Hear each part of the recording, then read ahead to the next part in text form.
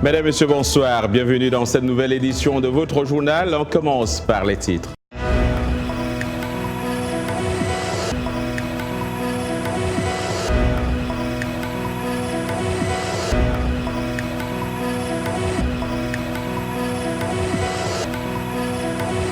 Ce matin à Johannesburg, ils sont environ 600 Nigérians à s'être présentés au consulat pour demander à être rapatriés dans leur pays, selon les responsables diplomatiques en Afrique du Sud. La compagnie aérienne dénommée Air Peace commencera l'évacuation mercredi avec les 320 premiers enregistrés. Rappelons que cette nouvelle vague de violences xénophobes a fait 12 morts en Afrique du Sud depuis une semaine. On ne connaît pas la nationalité des dernières personnes tuées, mais de nombreux commerces et de biens d'immigrés nigérians ont été saccagés et brûlés. Dimanche, je ne suis pas venu au magasin parce que j'avais très peur. Même mes collègues ne sont jamais venus. Lundi, quand nous sommes arrivés, tout était endommagé. Ils ont incendié le magasin dimanche. Puis, dans l'après-midi encore, ils sont revenus et ont allumé un autre feu. Vous voyez comment l'homme peut être sans cœur ? Plus de 100 000 Nigérians vivent actuellement en Afrique du Sud, selon les estimations du consulat nigérien à Johannesburg. Lundi, dans sa troisième intervention en moins d'une semaine, le chef de l'État sud-africain Cyril Ramaphosa a fait un discours pour tenter d'apaiser les esprits tout en condamnant les actes de violence et en exhortant les ressortissants étrangers à respecter les lois du pays. Aucun degré de colère, de frustration et de grief ne peut justifier de tels actes de destruction aveugle et de criminalité. Il ne peut y avoir aucune excuse pour les attaques contre les domiciles et les entreprises des ressortissants étrangers. L'émissaire spécial envoyé la semaine dernière à Pretoria pour rencontrer le président Ramaphosa est rentré à Abuja ce week-end et en a rendu compte au chef de l'État, Muhammadu Buhari.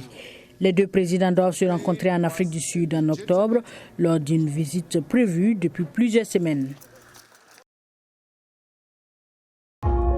Frères et sœurs congolais, le programme des 100 jours nous donne la preuve que par notre volonté, seuls, nous pouvons trouver des solutions à nos propres problèmes et surtout apporter des changements positifs à notre cher pays. Le grand changement que nous attendons, le changement que vous souhaitez, ne sera possible que si chacun de nous tous, Congolaises et Congolais, adopte la même attitude responsable face aux problèmes et défis qui sont les siens, qui sont les nôtres. Le vrai changement commence par chacun et chacune d'entre nous. Nous devons changer et incarner le changement partout où nous sommes pour que le pays évolue. Aussi petit soit l'impact de l'action que vous pouvez prendre là où vous êtes, elle reste importante pour atteindre l'objectif, le changement.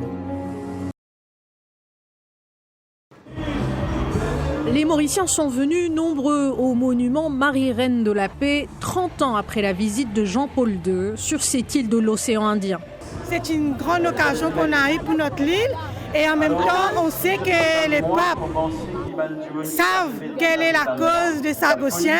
C'est pour ça qu'on est là, pour lui accueillir avec la joie et prier ensemble avec toutes les autres familles mauriciennes. Le pape François a insisté sur l'écoute des jeunes qu'il faut sauver du fléau de la drogue qui sévit dans cet état insulaire. C'est une chose difficile à dire, mais malgré la croissance économique que votre pays a connue au cours des dernières décennies, ce sont les jeunes qui souffrent le plus. Ils souffrent du chômage, ce qui crée non seulement une incertitude quant à l'avenir, ils ne croient pas qu'ils jouent un rôle important dans votre histoire commune. Le pape argentin achève ainsi une tournée qui l'aura menée au Mozambique et à Madagascar, où il a mis en garde contre la déforestation, la corruption et les inégalités. À Grand-Bassam, c'est la rentrée des classes. C'est également la pré-rentrée scolaire pour les animateurs des centres d'alphabétisation et d'éducation non formelle. Depuis 24 ans, ces bénévoles vont permettre à des enfants issus de milieux vulnérables de réintégrer le cursus scolaire ordinaire. Leurs cours vont aussi bénéficier à des adultes qui deviendront plus autonomes. Nous franchissons la barre des 500 apprenants par an.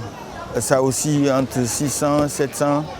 Nous avons reçu pas mal de visites, venir s'enquérir de l'expérience parce qu'elle était très bonne. et elle leur a inspiré pas mal d'initiatives.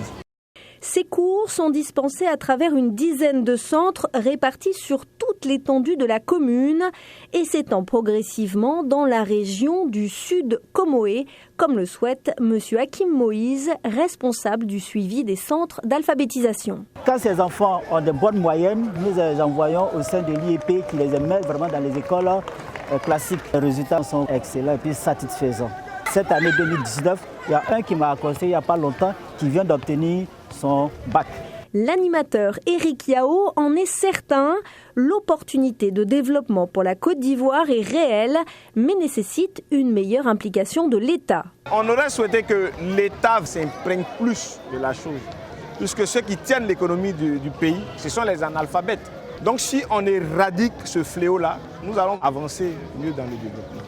En Côte d'Ivoire, où seuls 53% des hommes et 32,5% des femmes savent lire et écrire, Bassam fait figure de modèle dans la lutte contre l'illettrisme.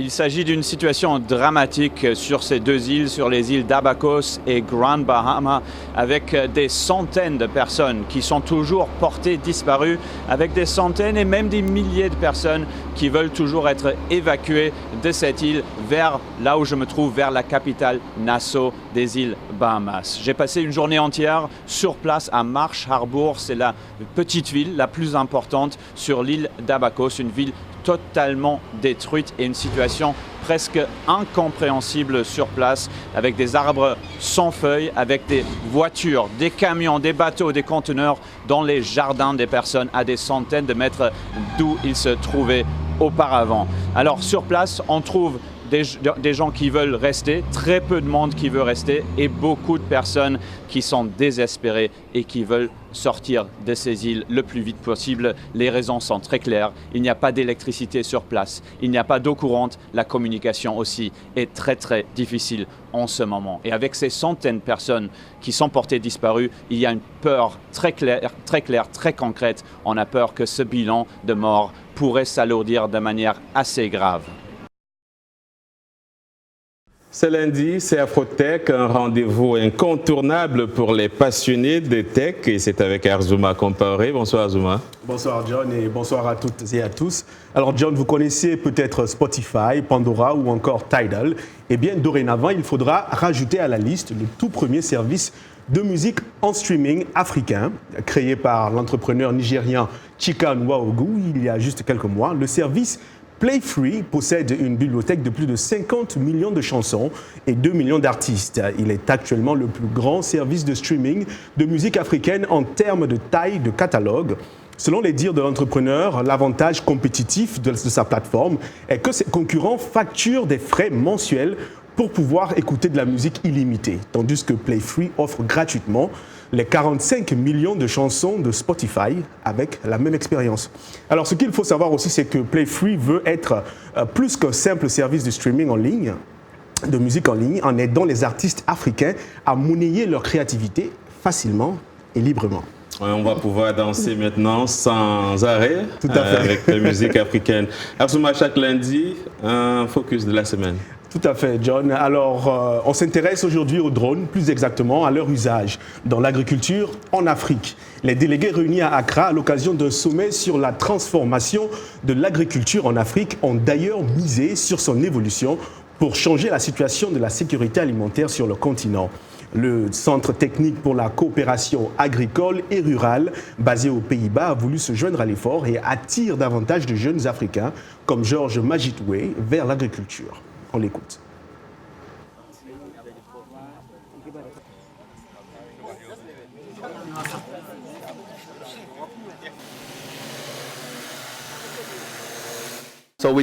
Nous travaillons généralement avec des coopératives paysannes, des groupements d'environ 300 agriculteurs. Et c'est grâce aux coopératives qu'ils peuvent bénéficier de nos services. Le drone recherche tout ce qui est maladie ou problème d'irrigation, des choses de ce genre.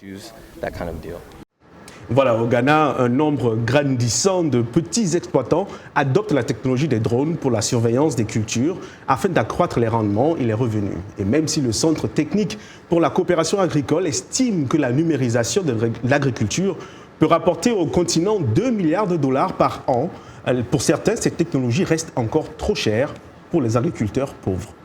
Alors, qui dit Afrotech dit folie d'invention. Arzouma, de quelle folie parlons-nous cette semaine? Alors, John, on parle d'impression 3D. Aujourd'hui, il est possible d'imprimer quasiment tout type d'objets à base de tout type de matériaux, au grand bonheur des créateurs d'objets 3D. On retrouve ainsi des objets à base d'argile, de sel, de plastique, de pneus, de ciment, de bois, de sucre et même, tenez-vous bien, de cendres de défunts. Et en Californie, il existe désormais une botterie dont le nom est une contraction de robot et poterie. En effet, c'est un endroit où l'on peut soi-même imprimer de la poterie. Comment est-ce possible? Eh bien, l'imprimante 3D dispense de l'argile à travers un embout spécial en utilisant une technique d'enroulement filamentaire, ouvrant ainsi la porte à toutes sortes d'imaginations. Avec ça, mes oncles potiers au Burkina Faso n'ont qu'à bien se tenir. En tout cas, John, le marché des matériaux d'impression 3D tourne à plein régime. Les spécialistes prévoient d'ailleurs qu'il atteindra une valeur de près d'1,5 milliard de dollars courant 2020. Et à présent, John, j'aimerais vous faire découvrir un tablier qui sort de l'ordinaire. Alors, les vidéos de cuisine en ligne sont un outil indispensable pour les chefs à la maison. Mais l'utilisation d'un appareil mobile dans la cuisine peut être compliquée. Une étudiante de l'Université de New York a résolu le problème en transformant le tablier traditionnel en télécommande pour appareil. Le reportage est de Tina Trent. Je vous fais le récit. Anna Oh est une novice en cuisine. Elle fait donc ce que beaucoup font pour améliorer leurs compétences culinaires, regarder des vidéos en ligne. Mais c'est souvent très compliqué. Ce n'était pas pratique de toucher mon iPad fréquemment avec ma main grasse. Oh a proposé une solution main libre qu'elle appelle le contrôleur de recettes. C'est un prototype de tablier intelligent qui permet aux utilisateurs de naviguer en ligne sans toucher d'écran. Vous pouvez utiliser ce tablier comme télécommande pour contrôler votre contenu vidéo pendant la cuisson. Le tablier utilise un microconducteur Arduino, un ordinateur monopuce doté de la connectivité Bluetooth. Tout est connecté. Cela ressemble à un tissu normal, mais en réalité, c'est un tissu conducteur qui me permet de le programmer. Le tablier repose sur l'utilisation de matériaux alternatifs pour créer des circuits électriques au lieu des méthodes traditionnelles telles que le câblage et la soudure, facilitant ainsi leur intégration dans les tissus et les vêtements. Chaque tissu est programmé avec une fonction différente et lorsque l'on tape dessus, cela met en pause, lit les vidéos ou les rembobine. Besoin d'augmenter le volume, il suffit de glisser cette tirette vers la gauche ou vers la droite. La corde sur laquelle elle est suspendue est conductrice. O envisage d'intégrer des commandes vocales, mais la technologie s'avère moins utile en cuisine. Hey Alexa, hey Siri, arrête la vidéo. Est relativement long, mais il est plus simple de tapoter. Pour O, les meilleures créations sont à la fois design et technique. Le module électronique se détache de sorte que le tablier puisse être mis au lavage. Et c'est une recette avec de délicieux résultats. Voilà, c'est tout pour Afrotech. On se retrouve lundi prochain. Merci, Arzouma. Et bonsoir à tous. On connaît les premiers qualifiés des éliminatoires, des préliminaires en éliminatoire du Mondial 2022. Ça passe pour l'Éthiopie après un match nul, un but partout au Lesotho. Pour la Guinée équatoriale également, qui a dominé le Soudan du Sud 1-0. Et pour le Libéria, pourtant battu 1-0 en Sierra Leone, les Lone Stars avaient remporté le match aller 3-1. Le Burundi au tapis, donc les Hirondelles ont été éliminés après les tirs au but en Tanzanie. La suite, c'est pour demain avec les 10 dernières affiches dont Togo, Comores, Soudan, Tchad et Rwanda, Seychelles. À suivre également demain les matchs retour des éliminatoires de la CAN des moins de 23 ans. Et après son match nul, un but partout à domicile, le Maroc fera face au Mali à Bamako. Pour la rencontre retour, un match nul pas très rassurant pour le coach Patrice Baumel que nous suivons. Pas le meilleur des résultats, ceci dit, c'est comme si c'était un 0-0. Il nous faudra marquer à Bamako et pas encaisser de buts. L'équipe du Mali a une certaine maturité, ce sont des joueurs qui se connaissent, on le voit dans les mécanismes, les automatismes, mais on a un match retour et on va vendre très cher notre peau parce qu'il y a eu quelques messages sur le terrain en deuxième mi-temps, il va falloir y aller, faire un match d'hommes. Et je pense que les garçons, sur la deuxième mi-temps, ils ont vu qu'il faut être des hommes de la première mi-temps à la deuxième. En basketball, qui l'aurait cru? La Grèce du MVP de la NBA, Giannis Antetokounmpo, ne verra pas le top 8 du mondial de basket après sa victoire insuffisante sur la République tchèque, 84-77. Les Grecs avaient besoin de l'emporter avec 12 points d'écart pour passer, c'est raté. Les quarts de finale opposeront mercredi les États-Unis à la France et l'Australie à la République tchèque. Demain, l'Espagne affrontera la Pologne et la Serbie défiera l'Argentine. Côté africain, en s'inclinant devant la Jordanie 79-77 en match de classement, eh bien, le Sénégal concède non seulement son 5e revers en autant de sorties, mais rate aussi la qualification au tournoi qualificatif aux Jeux Olympiques de Tokyo 2020. Tennis, Rafael Nadal a remporté son 4e US Open, son 19e tournoi du Grand Chelem. Il a battu en finale le Russe Daniil Medvedev. L'Espagnol numéro 2 mondial devient ainsi l'égal de John McEnroe avec ses 4 titres à un trophée du record de l'ère moderne détenu, entre autres par Roger Federer. Chez les dames, la prodige canadienne Bianca Andreescu, 19 ans seulement, a remporté le trophée devant l'américaine Serena Williams, qu'elle prive ainsi d'un 24e titre record en Grand Chelem après un match tendu sur la fin qu'elle a enlevé 6-3, 7-5. Andreescu, 15e mondial, a éclaté donc sur le circuit cette année en décrochant 3 titres et désormais monte au 5e rang. Et puis, John l'annonçait en titre, en athlétisme, la double championne olympique sud-africaine Caster Semenya va échanger ses chaussures de course contre celles de football. Dès l'année prochaine, la double championne donc olympique a signé avec un club féminin de Johannesburg. Suivez. Caster Semenya, 28 ans, a signé pour le club de Janine Van Wyk FC. Toutefois, la double médaille d'or olympique ne peut pas encore jouer en match officiel car les délais d'inscription sont dépassés pour cette saison. L'athlète hyperandrogène dit en avoir marre de la nouvelle réglementation de l'I2AF qui impose aux athlètes féminins hyperandrogènes de suivre un traitement pour faire baisser leur taux élevé de testostérone. Ce que rejette la Sud-Africaine qui ne pourra donc pas défendre son titre sur 800 mètres aux mondiaux de Doha à la fin du mois. Désormais, elle a le football en ligne de mire et sa non-inscription cette saison en Sasol League ne l'empêche pas de s'entraîner pour un début dans le sport roi en début 2020. Semenya marche ainsi dans les pas de la star jamaïcaine Usain Bolt qui avait effectué un essai avec un club de football australien après avoir mis un terme à sa carrière de sprinter, mais il n'avait pas réussi à obtenir un contrat. Postant sur Twitter, la championne sud-africaine a écrit qu'elle est impatiente d'effectuer ce voyage. Voilà, c'est tout pour les sports. On se retrouve demain. Sur une rampe construite pour faciliter l'accès à l'eau, les volontaires accompagnent les nageurs assis dans des fauteuils roulants. Une fois dans l'eau, les chaises flottent et chaque nageur est entouré de volontaires pour assurer sa sécurité au grand bonheur des handicapés. En toute honnêteté, j'aime la plage d'Alia parce qu'elle occupe la première place au niveau national. Elle offre un équipement de natation portant le signe bleu pour les personnes handicapées. Et franchement, ici, vous pouvez nager comme tout le monde. Il n'y a pas de différence. Merci aux volontaires qui nous aident.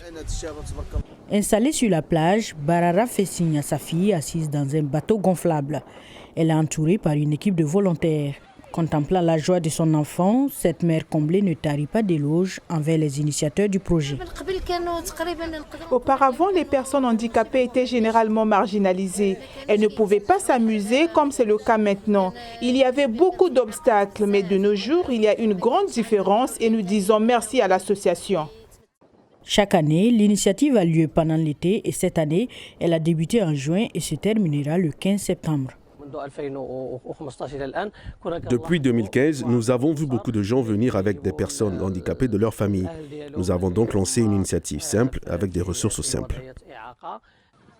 L'assistance et les services offerts aux nageurs handicapés sont gratuits. Pour les volontaires, la récompense vient du plaisir qu'ils donnent. C'est tout simplement merveilleux cette sensation que nous éprouvons lorsque nous voyons le bonheur dans les yeux des personnes handicapées qui nagent pour la première fois à la plage. Fin de ce journal. Bonsoir.